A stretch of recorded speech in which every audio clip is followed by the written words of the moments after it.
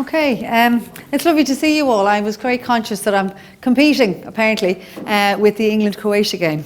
And apparently Croatia didn't even exist the last time England were in the World Cup. So, you know, it's a big day. Yes, thank you. It was Breed, some of you will know and aware, had contacted me and asked me if I'd do this talk this evening. And when I was kind of discussing with her what did she think would be a helpful topic, she had said, well, look, just kind of talk about it from work perspective, you know, from what it is that I do in my day-to-day. So, as Rena said, I'm head occupational therapist in St. John of God's Hospital, and as an occupational therapist, my and my team's area of concern is how people's current difficulties are impacting on their ability to carry out the everyday occupations that make up their lives. So our occupations are the things we do from the minute we get out of bed in the morning to the minute we go to bed at night.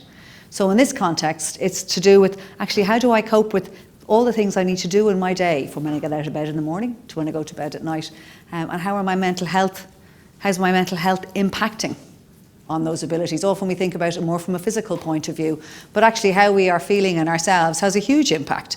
And anybody with experience of mental illness will know the difficulties that go with actually getting out of bed, possibly eating our meals, doing the things that we need to do. And for the thing with all of us is we all have mental health that we have to mind. We have days when we have off days.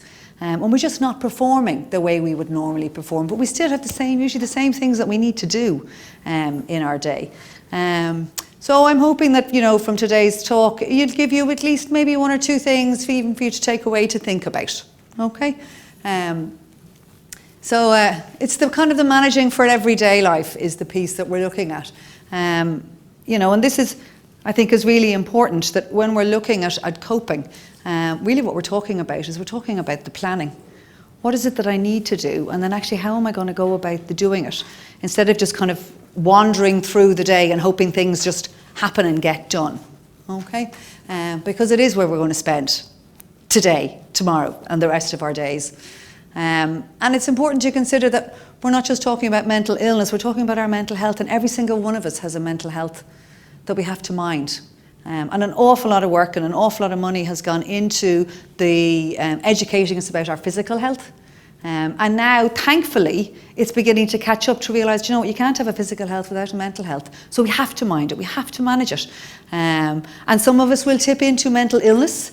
And actually, if we mind our mental health on a day-to-day basis, it can actually help us maybe to reduce our triggers, to be able to spot them more be quicker at spotting our triggers. And it can actually enable us to deal with mental illness, you know, if and when they occur in our lives. So, big thing that tips a lot of us in our everyday is stress. When we have to be careful, we don't blame it for everything. Because a lot of the thing to do with stress and pressure, and it's interesting, one of my colleagues approached me today to say they'd been asked to do some work. As Rena said, I do quite a bit of mindfulness. I'm also a mindfulness teacher with a particular company, and they're saying to me, we'd love you to come in and do the mindfulness work. Would you ever do us a favour that will not mention stress? Because we don't want to discuss stress, because we don't want people thinking they're stressed or that work is anything that has caused them stress. It's like, people have nearly become afraid of the word stress. It's become this umbrella for all our ills. And it's very important that we separate it out. You know, stress is real, it's every day. It's the demands that are placed on us. Our difficulty is in how we cope with those demands. That's where the difficulty can arise. So one of the key things in looking at stress and deciding, is it an issue, have I kind of gone that step too far with it, is to recognise the effects of stress on us. So physically, the kind of things that will indicate actually I'm becoming unwell, I'm no longer mentally healthy, and people sometimes wonder, why are you doing physical stuff? It's only to do with my head and my heart and my emotions. Our mind and our bodies are intrinsically linked. They work together. So the kinds of things that can be indicators that we are becoming mentally unwell will be physical as well. So headaches, maybe of no known origin, or maybe I have a history of migraine, but I'm actually now beginning to have more. I'm realising that I'm actually getting triggered, more than we're getting triggered. Chest and back pain that has been checked out by the doctor, and I've been told my heart is fine. But I get heartache. or lower backache is another big one. It's almost that kind of psychological sense of I'm carrying the weight of the world, and we hold it. We hold what's going on in our head and our bodies. Sweating, and nothing to do with the temperature. We may find that we sweat more. Faster breathing. Our muscles may be really tense. I'm stiff as a board. Can be expressions. Pins and needles, and this is an interesting one. Pins and needles should, if it's to do with the physical condition, follow the nerve pathways. But in stress and mental health conditions, it often doesn't. Usually it's our fingers, our hands and our feet. But it's not necessarily following the kind of the line, whereas if you rested your arm in the back of a chair, certain fingers would get pins and needles, but not all of them. But when we're dealing with stress, it's usually the hands and the feet themselves. Stomach upsets, irritable bowel, dry mouth, experiencing a bit of it myself today. That piece when you go to talk and your mouth feels really, really dry. And an interesting piece is that often we'll associate it, yes, with public speaking, but also with side effects of medication.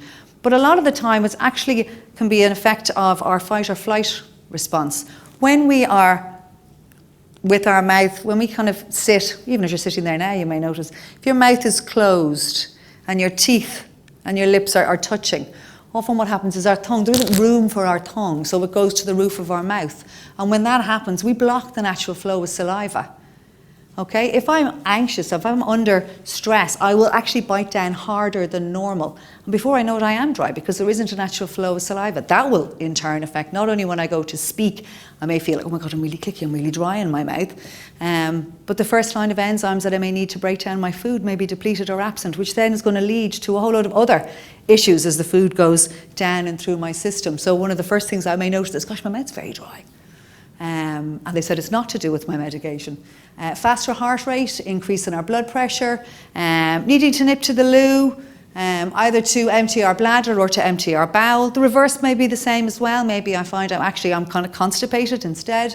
Hot and cold flushes, and again, nothing to do with the room, the temperature of the room. Okay, and dizziness. So, there's quite a few there that we can look and say, gosh, no, I've had a few of those. So they're the physical things that we look at, and it's often they're one-offs, but if these are recurring, and I've been to my GP, actually it could be that's actually to do with my mental health rather than my physical health, maybe something that may be in the background. Okay? Psychologically, the effects of stress or not managing my mental health can be quicker to anger.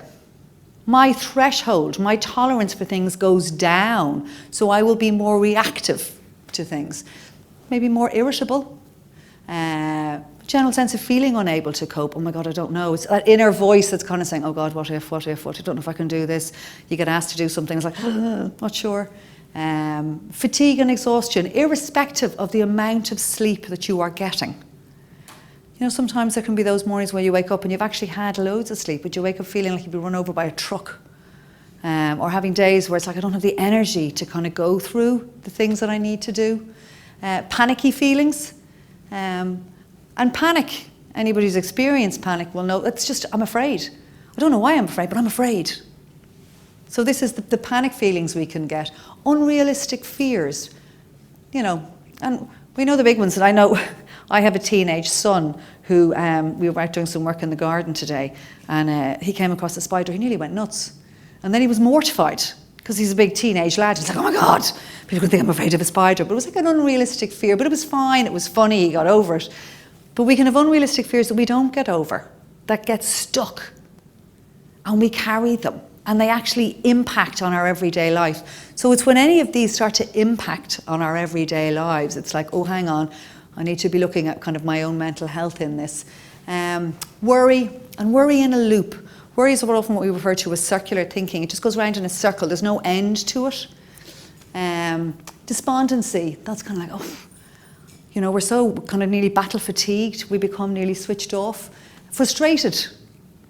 I'm trying. I'm doing the things that I think are supposed to be helping, but I'm not getting on it. So I'm just getting frustrated. And frustration really becomes anger directed at ourselves. Excessive. Now, it says smoking and drinking, but really I kind of consider excessive anything. Eating, excessive driving at speed, excessive biting on your nails, whatever. If it's something that's out of the norm for you, it can be an indicator. Poor sleep. And this sleep affects us differently. Some of us will oversleep when we're not feeling too mentally sharp. Some of us will undersleep. Some of us will have difficulty getting to sleep. Some of us will have difficulty staying asleep. And some of us will have early morning awakening. So when it comes to the sleep, it's to know what is my pattern, what's my norm, and what are the indicators that things aren't quite right with me. Because if I need to manage something, I need to know what it is that I'm managing. Does that make sense? Yeah. And then changes. And changes in eating patterns is another, but changes really in general routines, changes in the involvement of maybe things that you've normally been involved in, and you notice, actually, do you know what, I haven't been to that aware meeting now for 2 weeks. God, I always go. Changes to, people that you would, routinely say hello to, just changes that are out of the norm for you. It's, am I spotting these? Am I aware of them? I can't make plans unless I know what my baseline is. And then I can start saying, okay, what are the things that help me to stay there? So when we're thinking about, these are indicators for me, what we need to consider is, well, what's the X factor? What is it that I am trying to manage? Yeah? So literally, that's the question, is what is the X factor? If there are signs that my mental health may not be great, what is it that I'm trying to manage? I don't want to go in and do all. I can't deal with everything. It'll be overwhelming. You know that saying, how do you eat an elephant? One bite at a time. So it's with this, it's where do you start? So we start with energy, because it's the energy I have. There will never be any more hours in a day or minutes in the hour, but the thing that will change is the energy I have that's available to me. On the days when I have low energy, I need to maybe alter the things that I have to do in the day, because I just don't have the energy in the tank to do them all. So then I have to prioritise. What are the things that have to be done? What are the things that I can ease off? What are the things that drain my energy and boost my energy? So, question I often ask people in life is, do you want to be a marathon runner or do you want to be a sprinter? It's a question. Show of hands from those of you who think, that in facing your day-to-day life that you are a marathon runner. Okay, we have one person who's been brave enough to show their hands. I'm going to put mine up because I tend to be in this league. Okay, so there's a few of us who are marathon runners, and then those of us who are sprinters. I'll fluctuate. Okay, so we've kind of got a good mix. Okay, ideally what we're looking for is a world full of sprinters. Because if you do the 50 metre or the 100 metre dash, you'll recover. And then you'll do it again. And then you'll recover. And you'll do it again. If you're a marathon runner, what's a marathon runner like at the end of the race? They're spent. They actually have to go off the track because they're done. They have used every last bit of everything. So if you face your day-to-day life as a marathon runner, getting up in the morning and saying, okay, I got to get up now, and then when I get up, I've got to go and have my breakfast, then I got to go and I've got to get to work, or I'm working in the home and I've got to get this done, and then I have to get that done, and as soon as I've got this done, then I've got to do the next thing, and then the next thing, and then the next thing, and then it's okay because then soon it'll be lunchtime, great lunchtime, brilliant, oh no, then I have to go and do this, and you keep going on and on and on, and by the time you reach the end of your day, whether it's been a day doing your tasks at home or outside of the home, it's like, I'm done, I'm on the couch, I'm finished, thanks be to God that's today over. And then it's like, go to bed and then do it all over again tomorrow. But there's no joy in that, number one, but there's also no energy for actually that part of your life that happens in the evening. Maybe with friends or a partner or interests or pursuits, there's no time for you in there. So what we want is the sprint. If I get up in the morning, and if I'm struggling at the moment, maybe with some mental illness or poor mental health, I don't have a huge amount of energy. So if it's taking everything to even get up and out of the bed, that's the sprint. So then let me recover and bank that and go, God, go me, I got up today. First time in 4 days, yes. Not, oh, for God's sake, I got up today, yeah, but I didn't do it for the last 4. That's not going to help. Look on it, that's my sprint, and I did the sprint. And now I'm going to recover, bask in my glory, and then I'll do another sprint. And I need to think about, where am I in my own journey? If my journey is, okay, I've got up, maybe the next thing is to consider eating, because that's something that I haven't been doing so well. That's my next sprint. So once I've done that, I have to bask in the glory of that, and I have to recover. Not just keep going, keep going, keep going. If I fall into the trap of becoming the marathon runner all the time, what happens is I become my own to-do list. Whereas when I'm a sprinter, I then have a plan for what's the next thing I'm going to do. But I'm doing it on the back of the successes I've just had, or the struggles I've just faced and I've crossed. Doesn't mean it was successful.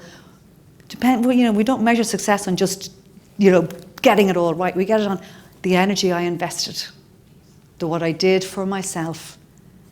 And I may not have got the result I wanted, but what I will have got is, I invested this energy, but I did get this back. I got this much. Okay, I didn't get the this I wanted, but I did get this. Does that make sense?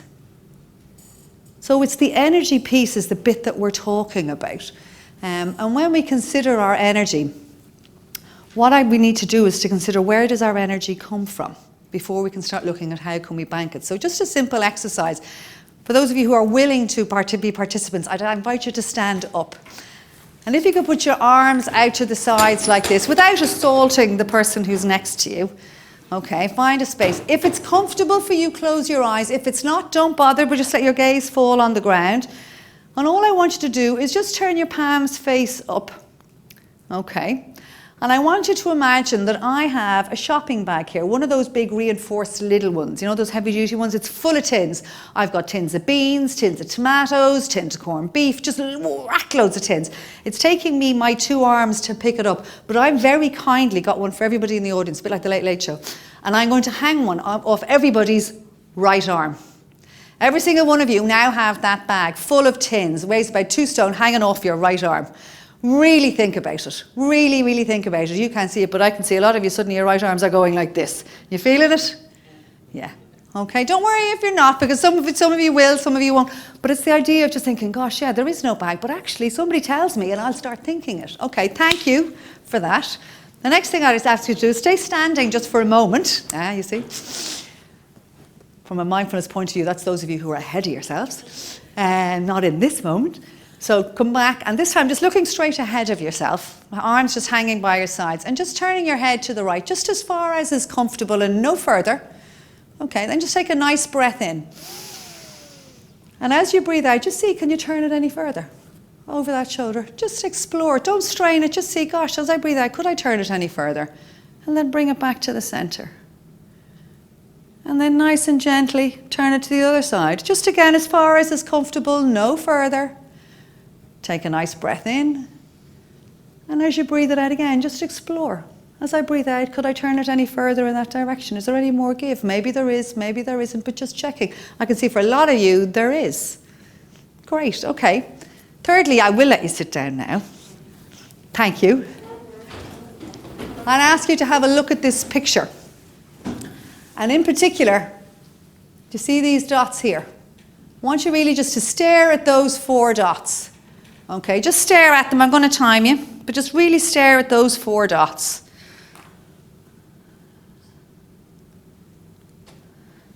This helps me to check on my timing as well. Just keep staring, particularly at those 4 dots.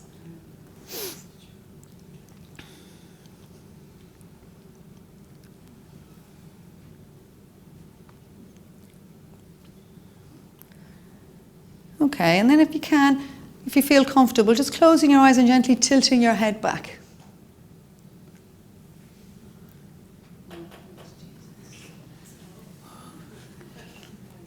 Okay, for those of you who are having a little chuckle or smiles on your face, why are you chuckling?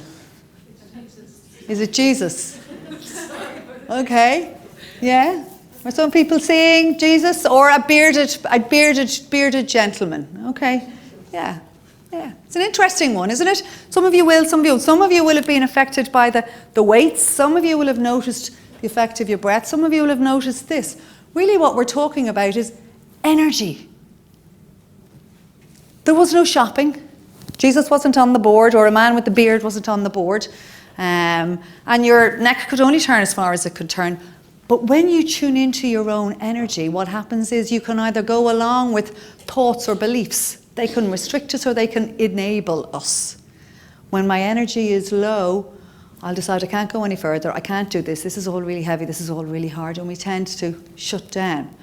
Whereas if I am tuned into my energy, I could be aware of, do you know what, maybe I am limiting myself a little bit. Maybe there's other things going on. So our energy comes from these physical sources, the effect on our muscles, psychological, the effect of the thoughts in our own heads, breathing. And for those of you who felt that sense of when you could turn a bit more, just the power of the breath can actually, enable us. And then every day are the things that we are engaged in our day that give us pleasure, that engage us. And I say pleasure with a kind of a hint, a kind of an edge of caution, because mental health is one thing, but if I have an episode or I'm experiencing an episode of mental illness, pleasure may not be something that is tangible to me at the moment, okay? So what you're looking for then is, okay, not things that are pleasant to me because I'm not there yet, things that engage me. What actually engages me in any way? So to find out what they are, it's about exposing myself to things that I maybe wouldn't necessarily do. Maybe there's classes, maybe there's things, maybe it's just sitting in the company of others for a moment. Maybe it's looking out the window because I can't watch the television so I don't have the concentration. Maybe it's looking at pictures in the magazine rather than thinking I have to read the articles. It's what is something that just engages my mind. And there are everyday things, because the evidence base is when we engage in things that actually just engage our mind and our bodies in the doing of them, they can have the same effect as actually a relaxation session. Because over time, that engagement of mind and body starts to absorb us. And when we start doing something that, usually they're things that interest us. At some level, they interest, whether we're conscious of it or not, they interest me. As I move on in my recovery, I'll actually start thinking, I want to do that thing because I want to get that bit finished. I may still not be getting any pleasure from it, but I want to get it done. I want to get it finished. I'm working on a particular project, or I'm making a particular thing, or I'm doing a particular picture, whatever it is. I want to get back, so I want to get it finished. And when I'm involved in it, because my mind's engaged, my body's engaged, my thoughts are engaged in it, it actually gives me, my mind and my body, a rest. Does that make sense? Which is the same principle as relaxation. It switches on another part of the nervous system. So when we're talking about managing our energy, this is what that's what we're talking about. Physical, psychological, breathing, and everyday pursuits. So to tackle the issue of managing our energy, what we need to look at are what are the things that drain me first. I need to know what drains me. If I only have a certain amount of energy to spend, I need to know the thing where the dripping taps are. Yeah, where it's just kind of running between my fingers that I don't know about. Things that will drain it are, there's the obvious: alcohol, smoking, and it's not to say, smoking is one of those, but if you're somebody who normally smoked 15 and you're now smoking 25, it's the extra 10. This isn't an anti-smoking lecture. This is noticing I'm actually doing way more than I would normally do. So that's actually draining my energy. This one here is huge in mental health and mental illness. It's the not talking. That we shut down, we go inwards, and we stop speaking. Okay? And that's a big drain, because then what happens is we're in our heads and we start to go into that worry loop. Medication now. This is not to say that your prescribed medication is a drainer. This is the misuse of medication, whether it's prescribed medication that's being misused or whether it's over-the-counter or under-the-counter medication. And many of us know, and many of us have done it, I have a headache, I'll take an extra 2 Solpadeine, or this, that or the other, or I'm not sleeping, and somebody says, listen, I have this great sleeping tablet, why don't you try it? It's like, hang on a second, we all know there's a bazillion different types of medication. Your doctor is the person who knows what will suit you best, and your pharmacist. Whatever concerns you have, bring them there, have those conversations. If you're not happy with those conversations, find another doctor and another pharmacist to talk to. But our friends, our other people on the journey aren't always the best people placed. Okay? We need to talk to people who are experts, but make sure we don't start self-medicating. Okay? And here's the over. And here we have, but it's the over anything. So it's to know that these are energy traps, but to know which are the ones that I fall into. We all have these traps. So which are your ones? Identify for yourself what your ones. That's the first piece of work. Okay? Then it's to look at, okay, what gives me energy? Okay, and another way of looking at it is actually about, this is where kind of living a balanced lifestyle is the kind of the buzzword that's used, but really what it boils down to is actually what gives me energy, what helps me to rebalance the energy that I have. So, obvious one, and there's nearly a kind of a yawn, oh, exercise, here we go, okay? So I'm not saying everybody needs to take out a gym membership or anything like it, because the stats on gym membership will tell you it peaks in January, they get a fortune in the doors, and usually halfway through February, there's nobody turning up, but they're making a fortune. So it's not that. What we're looking for from a mental health perspective, and the evidence base for this in the research is it's half an hour a day, 5 days a week. So half an hour doesn't even have to be done in one full swoop. Because if I'm particularly low, I can't do half an hour, but I could do 5 minutes. Could do 5 minutes now, maybe I could do 5 minutes later. I could kind of build up. Maybe I can't do 5 minutes, to half an hour, but maybe I could start with, today I'll do 2 5 minutes. Go me. So I could bank that, and then tomorrow maybe I could do 3 5 minutes. And we're looking at things, and the evidence base again is, it's exercises, it's walking. It's the stuff that's free, and it's not the kind of the amble walking, or as I refer to it as the Brown Thomas shuffle. It's the fast enough that you're not spending your money walk. That you can just fast enough where you could have a conversation with somebody. And preferably when you're walking, it's have somebody to talk to or be listening to something. Because be careful, particularly if you are finding that your mental health is low, or you're having an episode of mental illness. Okay, what will happen when you're walking is you'll go straight in here, and you will inhabit here and here alone. And the more you walk, the more you're in there. In fact, the faster you walk, the faster in here we'll get. So mindful walking can be great. So that doesn't mean you slow down to a snail's pace. It means you need to keep your pace up. But what you start doing is noticing what's around. What can I hear as I'm walking? What am I looking at as I'm walking? So that I don't have my head on the floor and I'm in here all the time. We want to come out of there. If you're not in a space where that's something that you can do for yourself, podcasts are great. The radio is great. Things that will distract you out of your headspace. Fantastic.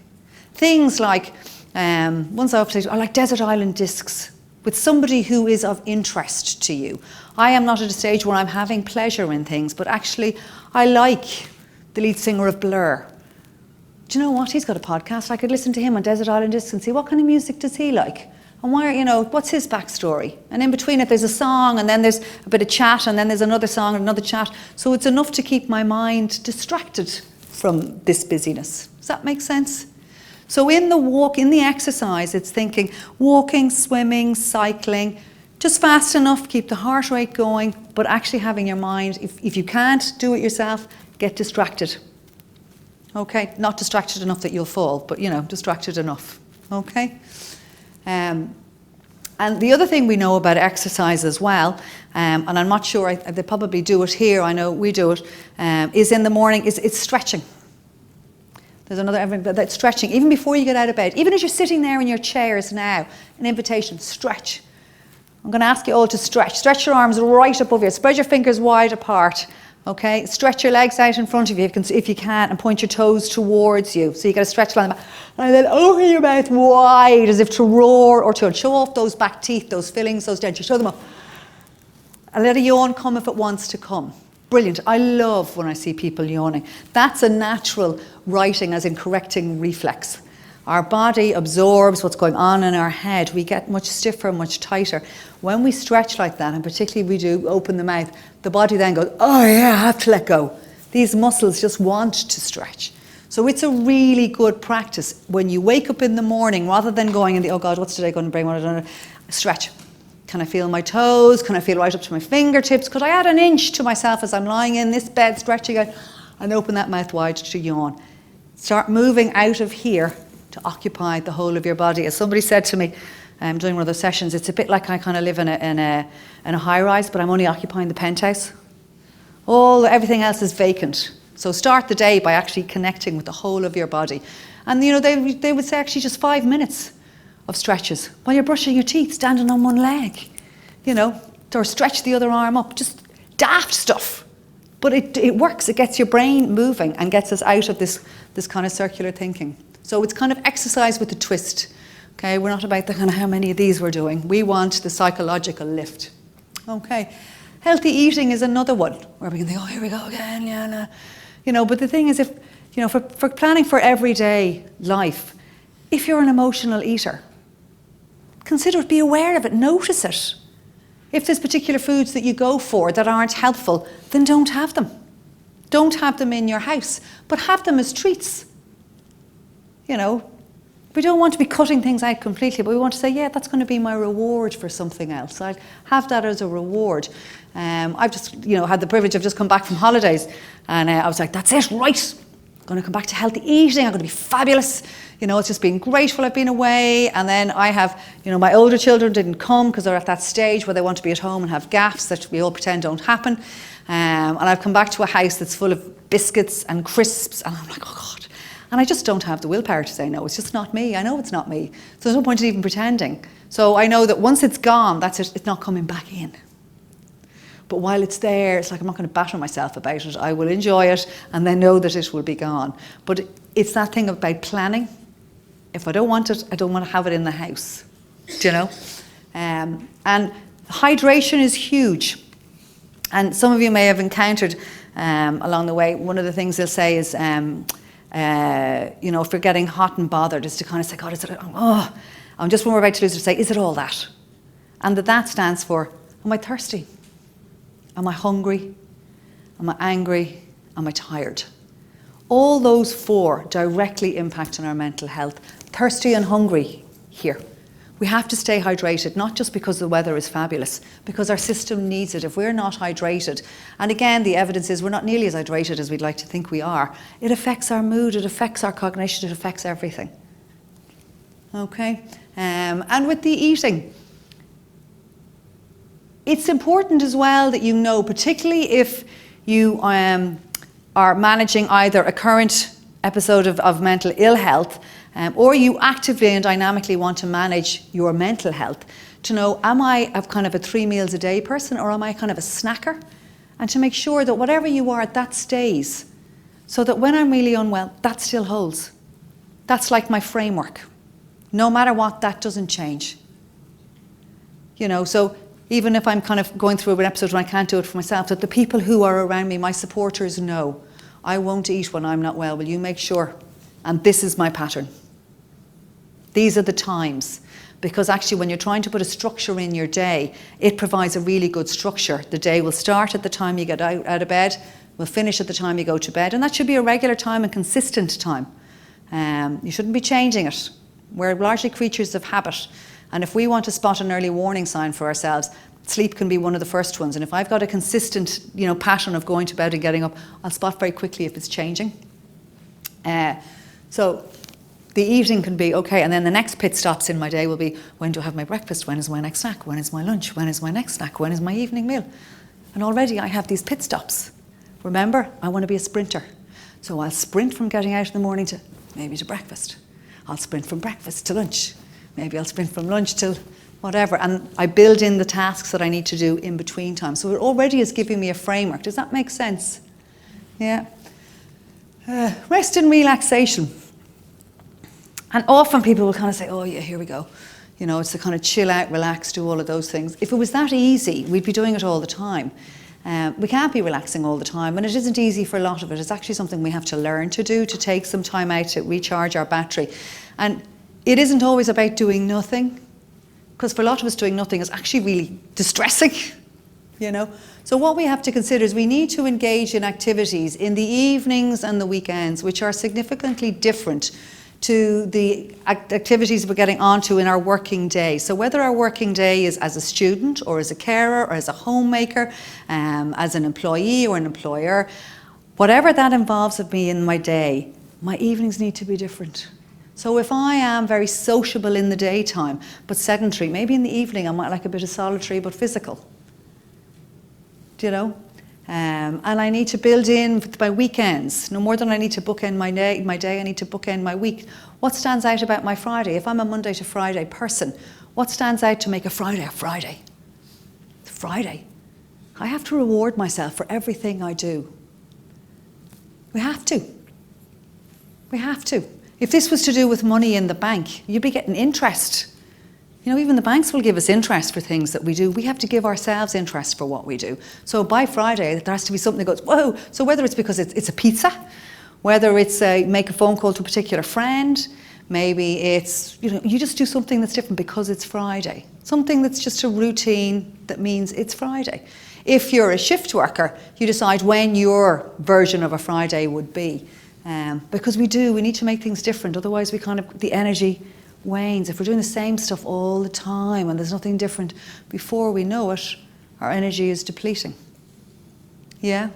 It's that thing about always having something to look forward to.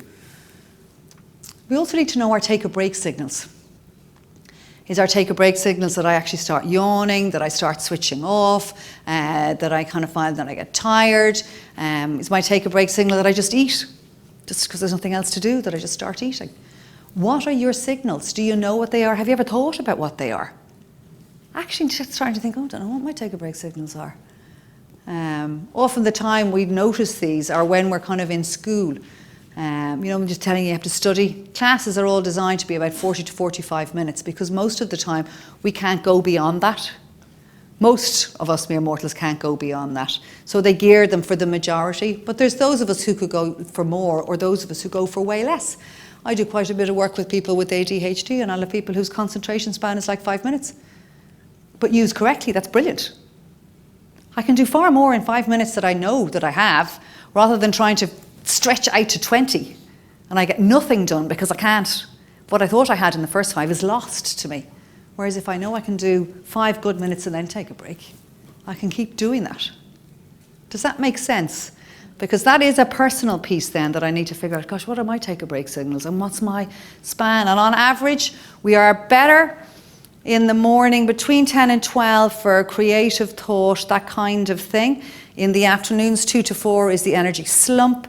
So that's more for habitual or routine things. Now, that being said, this is when we're dealing with our mental health. If I have mental illness, the morning may be the most difficult time. So I then need to flip that and consider, actually at the moment, I'm not well now. So that will be different for me. So what is my time? When is the best time for me? Maybe it is the evening. But I need to start thinking like that. Yeah? So, when we're talking about rest and relaxation, this is where fun comes in. If I'm dealing with my mental well-being, we need to have fun. We need to have something that puts a smile on our face. And it can be as basic as that, something that just kind of moved me. Just put a smile on my face. Do I know what those things are? And one of the things that we often do in the hospital when I meet people for the first time is I'll kind of say, when was the last time you did something for the first time? Just ask yourselves that question. When was the last time you did something for the first time? It could be go a different direction to the shop. Have no sugar in your coffee. Have an ice cream without the 99 or with the 99. It's just something that I don't normally do. It's just something that's small, just shifts the energy a little bit. It's when we're not doing anything for the first time that actually sometimes we can find that we're getting stuck in a rut and the energy is going stale. Now, you don't want to be doing new things all the time. But it is kind of healthy to think, this week, what was something I did for the first time? We're not talking about something big, we're saying it's the little things. And the saying is, what's your one small thing? So you can start with thinking with those things. And the other thing that we'll ask is, do you have any interests or hobbies? And often people will come out with lots of things. They'll say, but when is the last time you engaged in them? When is the last time you engaged in them? And then the next question is, and when is the last time you engaged in them and actually enjoyed them? And often we'll find that actually it's not even 6 months, it could be 12 months previously. But actually people hadn't noticed because there was all these other things going on in life.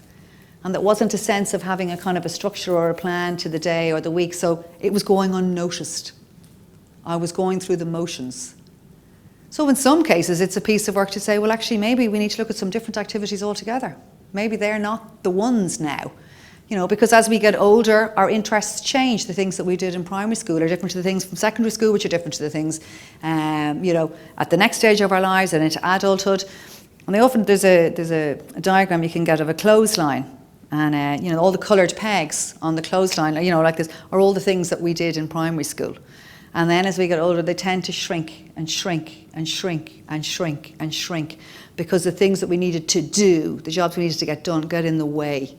And often we can fall into the risk of becoming spectators only, because it takes less. But it's very important to be involved in something, whatever that may be for you. And that could be a piece of work to figure out, well, I don't know what that is actually.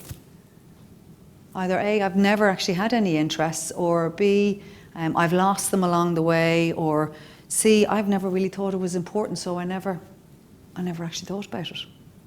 And it's a piece of work to find out what they are. Are you, do you like things that are, the ideal is to have a kind of a drop-down menu, if you like, of maybe some things that are solitary, some things that are social, some things that are active. When I say some, it could be one thing that's social, one thing that's solitary, one thing that you could do when it's lashing rain, the snow is up to the door, because we know that from this winter, and a lot of people got stuck. A lot of people's mental health suffered badly in the bad weather, because things that they were involved in, they couldn't get out the door. So we need to have the fallback. Well, what's something I would do if I was stuck in the house on my own? Do I like to paint, to bake, to do whatever? God, I've no idea. I've never tried it.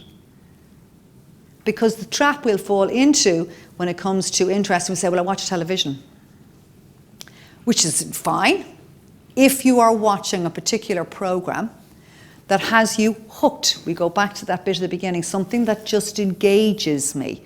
If it's a program that engages you, that's fine. But how many times have you sat down to watch something and then you've clicked during the break, and next thing you're going, I can't remember what I was watching. Yeah, see, we've all done it.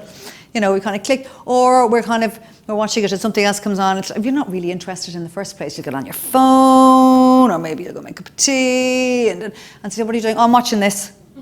But you're not watching it at all. And the problem with doing that in front of the television is it allows space for our mind to run rampant. And an untrained, rampant running mind is like a wild toddler or an untrained puppy. It will get itself into all sorts of bother and mischief. And it won't be its fault, because it just won't know any better. It'll just be off, getting itself into mischief. But we'll think we're watching television, but we're not. Unless you're actively engaged, it creates the space for this to run off with itself. Does that make sense? So it's to ask yourself those questions. Even today, what's one thing I'll do that'll be different today? Between now and going to bed, what's something I might do that I haven't done? If you can say I've done nothing different, say, well, what will I do different now? Could be, well, I go home a different route. Or when I get into the car, I won't turn on the ignition straight away. I'll actually have a think about what it is that I'm going to do tomorrow, or whatever. Just something small. And anything. These interests, these can be anything at all, but it's really important that you have them. You also need to be aware then, having looked at what are my coping traps, my aspiration is to be the sprinter, so I need to know where my day is going to begin and end. So what time will I get up at the bed in the morning? What time will I go to bed at night? Where are my pit stops along the way? Then what are the things, where are the leaking taps in my own energy? And what are the things then that are going to boost it? And then what are strategies that I can help me in a practical way? So I had thinking positively. There was supposed to be, I'm not a techie, by the way, because I actually can't stand that think positively. So there's normally a big red X that goes on the positively bit. Because, if it was that easy, should we all be doing it? But what it should be is think. Think, what am I thinking? Are these thoughts helpful for me? That's the bit. Be wise to what's going on. Oh, I'm in my headspace. I need to do something. I need to get out of my headspace. I'm doing the walking. They keep telling me to walk and I'm walking, but it's not working. You know what? Because I'm in my headspace. Okay, maybe I need to be putting the earphones on. Maybe I need to get somebody to talk to me or to have a conversation with while I'm doing it. But ask yourself questions. Is this way of thinking helping me? That's the bit. Is there another way that I could think? Be realistic in your expectations. None of us are perfect. It's the joy of being human, is that we are all flawed. And it would be so boring if we were all the same. But you have to be realistic. If you're experiencing an episode of poor, of mental illness or poor mental health, you have to be realistic and say, I don't have the energy I would ordinarily have. I will have it again, but right now I don't. So I can't do the same things that I was doing when I was on pulse. I can't. It's not possible. It's like asking somebody who's got MS, who's having a flare-up of MS, would you get up and walk, for goodness sake? You wouldn't do it. You'd be horrified. But we will do it to ourselves when we're talking about our mental health. The expectation is just because you can't see it, it's not there. And anybody who, we all have mental health, we will know when we're not on par, we're not on par. I can't have the same expectations, so I have to be realistic. Where am I today? Where am I this week with the things I need to do? Be flexible and don't strive for absolute control. And anybody with anxiety or panic will relate to this, because that's a lot of what it's about. It's about, I need to have control, I need to make sure everything happens. And that's when the anxiety builds, because we can't. I often think the way to look at life is, what you want to do is create a scaffolding. Scaffolding is great because it's flexible, it moves. There's a sway, it's designed to sway with the building, but also it's not solid. There's big gaps in scaffolding so that the air can get in, so that you can move it around. So we can't have absolute control, but what we can do is we can plan for what we can plan for, so that there is room for the unexpected. That's the bit. I can't plan for everything, but I plan for what I can plan for and leave room for the unexpected, because the unexpected will happen. That's your bit. Be prepared, plan ahead, but it's not the absolute control planning ahead. Know your own resources. Often we're very good at knowing what we're not good at, what we haven't been doing. We'll finish the day on that, oh my God, I didn't do this, and I have to do that tomorrow, and oh no, I forgot completely about that. And that's no good. That's a huge drain. The bit to know is actually, well, what is it that I am good at? We all have things that we're good at, and we all have things that we're okay at, and we all have things that we're completely awful at. Okay? But start looking at, what are the things that I'm okay at? And what are one or two of the things that I am good at? And if you tend to forget them at times when you're not feeling great, write them down. Have them written on a piece of paper in your own hand. Think it in ink so that you can see it and go, no, I have these. And a good exercise, day-to-day exercise for coping is in the evening, usually do it, after your evening meal, is to take a couple of minutes, if you drink your tea or your coffee, just take a couple of moments. I think it comes up with the reflective time diary, and actually just think about your day. But rather than thinking about what I didn't do, what I have to do, and what I forgot, think, what were 3 things that were okay about this day? Not great, not fantastic, just okay. So it could be, well, actually it's dinner time and I'm actually dressed. The fact that you only got up at 4:30 is irrelevant. I am dressed. And it is 6 o'clock and I'm sitting here having something to eat. That's okay. That is actually more than okay. So I have to be realistic in where I'm at, and then I have to bank it. And I need to start thinking about, what is it that I am doing? What is it that I have done? Because that's what gives me energy.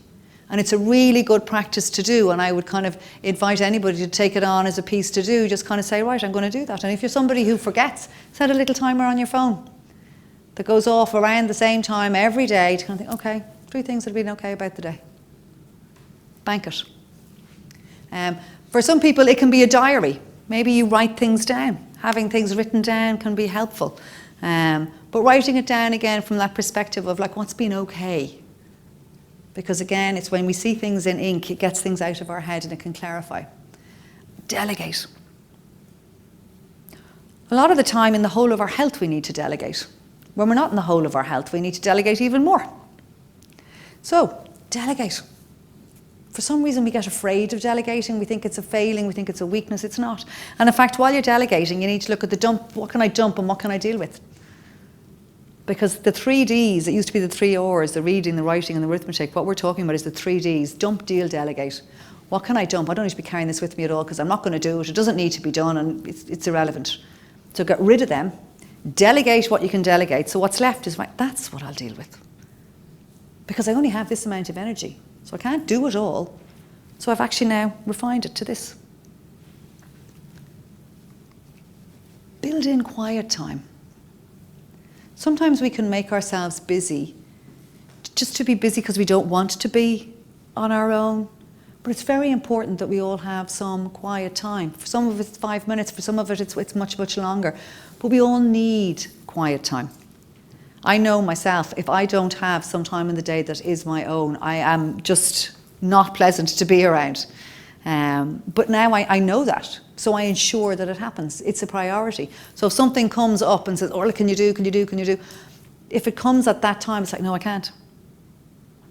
Because in my sprinting, that's one of my stops. That's one of my, no, I actually need this. Because if I don't get that, the 3 things that are coming after it are going to be destroyed. So that's where it's a good space to have that, but it's also good then to help us practice the no. How many people here struggle with no? Okay, a few people acknowledging, yeah, the no. And that's really good. You've got to find something that's really important and valuable, and it becomes sacred. And somebody says, can you do? And it'd be lovely to say, but I would love to, but not now. Not at this time, not here. Practice no with the hairbrush, like we did when we were kids, singing in front of the mirror. Practice it with the hairbrush. Practice saying no. Practice even reading out loud and then going no. No, sorry, no, I can't, no, I'd love to, but practice it. Because there's nothing worse than hearing your own voice come out of you and you're going, oh no, I've just said yes again. You know, so practice it. Actually practice no. And it's the same, it's one of the exercises I do with sometimes with people as well, if they're been in hospital and they're going out for a weekend leave and their big fear is meeting people that they haven't seen for a long time. And it'll be like, well, practice what you're going to say. What's your most dreaded question? So let's rehearse what you will say. Don't wait. This is where that planning comes. Don't wait for those moments to come. Think about them and actually have a bit of a plan in place and rehearse it if you need to. Because that's what gives us strength. That's what gives us energy. Rather than, oh my God, I hope I don't meet and I hope I don't see and I hope this doesn't happen. It's kind of go, instead of going, if, go when. When this happens, then this is what I will do. If we're doing if, we're constantly on the back foot afraid. But if we're doing a when, it becomes more empowering and more energizing. Eat well and get adequate rest. Only you will know. And this is going to be the next big health tsunami that's coming our way. Mindfulness was it.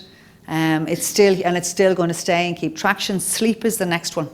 It's huge, and the reason it's going to be so big is that the research that's been going on, all the outcomes are now coming to the fore. So the bottom line is they've now linked sleep. Too much sleep is as dangerous as too little sleep. The type of sleep, with all sorts of physical as well as mental health conditions. But the interesting thing about sleep is that rest and restfulness and relaxation will give us what sleep can give us. That's really powerful to know, particularly if you struggle with sleep for whatever reason. It's actually, if I could be restful, if I could learn to relax, I could find ways to compensate and I could counterbalance. But the thing is, you need to know how much you need, and there is no golden number. The 8 hours sleep, it was actually came from the Industrial Revolution, from Ford motor cars, where it was the 8 hours work, 8 hours sleep, and 8 hours play was the adage back in the time, when they found that actually work on the production line, instead of going down, went up. So it just got stuck as 8. But it was purely mathematical. It was like, if you divide the day into 3, you get 8. So we'll have the workers work for 8 hours in the production lines, and then we'll let them sleep for 8 hours, and the other 8 hours can be to do the bits and pieces that they need to do. But the research now is, for adults, it's somewhere between 7 and 9. And that's on average. But there'll be those of us who need far less, those of us who'll need more. But on average, it's somewhere between 7 and 9. So the piece is to think, what's mine? What do I need? And if I'm not getting that for whatever reason, how am I compensating it with rest and restfulness and relaxation? Learn to recognize your danger signals. We all have danger signals. So we need to know what our triggers are. What are the things that push my buttons? Set boundaries for yourself. Because when we set boundaries, A, it gives us space, and B, it also reinforces that, no, I'd love to, but I can't right now. No, that's great, but I'm sorry, I can't help. It helps us to kind of reinforce that no bit. Okay? Get support and develop networks. Huge research study that was done in America, with 2 groups of males. They got them at the age, I think, of 17, 18, just before they were kind of going on to the next phase of their lives. One group were going on to university, and one group were workers, much poorer. They were going to be working, or they followed them. The people in the study are now in their 80s. And what they went back, and they've been every few years, they've been checking their physical health, their mental health, how their lives are going. And what they found is those who have considered themselves successful, and success was actually then named as the people who decided that they were content with their lives, they were happy with where they were and how things have gone, were people who had networks. Not a huge amount of people, but they had at least 1 or 2 people that they knew they could speak with, that they knew they could connect with, and they had got involved in something in their community. So support and networks is really, really important. And practice relaxation strategies, and if you don't know them, learn some. And the thing with relaxation, and we said at the beginning, I also teach relaxation and mindfulness, is I'll often hear people say, no, I don't do that, it doesn't work for me. But the thing is, relaxation is like a drop-down menu. There's loads of different types, just as the things that drain our energy or give us energies. There's psychological techniques, there's physical techniques, there's breathing techniques, there's everyday stuff. There was something for everybody, and each one of those headings is drop-down things to do. So if that's something for you, it's actually I need to go and find out more about it. I need to find out what strategies and techniques I need, that I could learn, that I could practice. And the piece is that with relaxation, is not only reduces our baseline, but also then there's pieces that we can use in a crisis. What we tend to do is we wait till we need it in a crisis, and that takes far more out of us. So the big piece is, for all of us in every day, we need to be smart. We need to change, and we need to take action with our own mental health before we need to, before we have to. Okay? And we have to take control. So we need to be responsible for ourselves. I need to mind and manage the things that I can manage. I need to plan for the things I can plan for. And these are the please skills. This is the sort of, when we're down, when we're bothered, it's like, please, how can I either please me? Please, can I be kind to me? And our please skills, some of you may know these, are physical. Look after your physical health. If you've got any physical conditions, make sure that you're minding them, that you're managing them, that you're doing what needs to be done. Eating a balanced diet, being aware of emotional foods and emotional eating. Avoid mood-altering substances unless prescribed by your doctor, and drink in moderation, and avoid the self-medicating. Sleep, make sure you get some, and know what your alternative is, what's restful for you. And exercise, upright sitting, lying, it doesn't matter once you're getting some. Okay, so they're like your please skills. And consider each day, consider yourself in each day like it's a traffic light system. What am I like when I'm in the green, which is go? When everything is going well, how am I? What is life like? What am I like when I'm in my green zone? What am I like when I'm in amber? Which is, green is go, keep going, keep doing what you're doing. The amber is, oh, slow down. Things aren't quite right. I don't have the energy I did have. So what are my warning signs? Maybe my sleep is off. Maybe there's an increase in the demands that I have at the moment. I need to know what they are. And then what can I do here? What's going to be helpful for me here? And then the red is stop. I actually need to stop what I'm doing, because actually I'm moving. My mental health is now beginning to teeter. And as my mental health is no longer necessarily going to be mentally healthy, I'm going to cross a line and I'm going to become symptomatic. We're going to go back to those 2 people at the beginning of the slideshow. Yeah. So have strategies for what you can do here. And what I'd say is start now. Prioritise. Even from this evening's talk, think, well, okay, what's one thing I'm going to take from that? And that can be my priorities. Make a plan. And if your plan is for I'm going to plan the next 10 minutes, that's great, that's a plan. So what did you do in the 10 minutes? Because then I can bank that. Maybe I'm at a stage where I can plan the day. Maybe I'm at a stage where I can plan half a day. But I need to plan for what I can plan for, so there's that room for the unexpected. Okay? Pace yourself. Know where your pit stops are in the day. You're the sprinter. You want to push, recover, push, recover, push, recover. And problem solve. when you get to the problem solving, things won't always go the way we want them to go, because life just always has a way of throwing in a curveball, and when that happens, problem solve. Or have somebody that you know that you can talk to that can help you to problem solve, because sometimes we can just shut down to things, and we need another perspective. And I suppose above all else, when it comes to our mental health, is